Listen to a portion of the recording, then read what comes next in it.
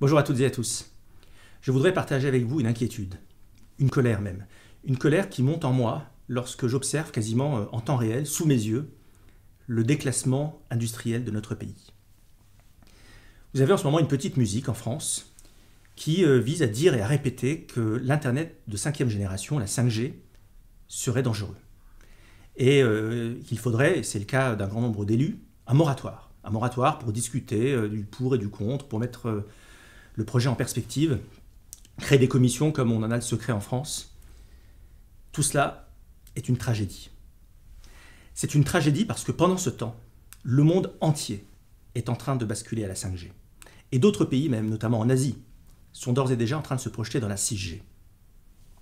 Je veux être clair, la 5G, ce n'est pas que des débits plus rapides, ce n'est pas la possibilité de télécharger ses films plus rapidement sur Netflix, non. Ça va bien plus loin, la 5G.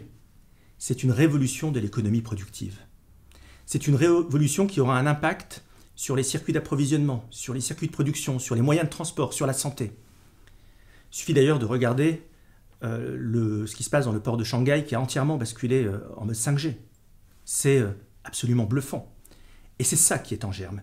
Passer à côté de la révolution 5G, c'est entériner le déclassement durable de notre pays. C'est accélérer la destruction de notre industrie. Et c'est créer les conditions du chômage de masse de demain. C'est pour ça que quand je vois des élus, notamment de gauche, s'opposer à la 5G, je me dis ces élus sont complices du chômage de masse de demain.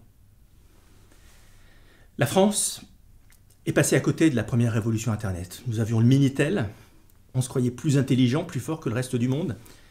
On l'a payé cher, ça nous a fait perdre du temps. On est passé à côté de la deuxième révolution, celle de la data, de l'intelligence artificielle.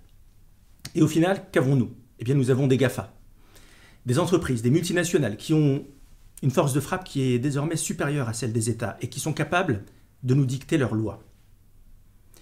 Eh bien, refuser la 5G, c'est amplifier ce phénomène.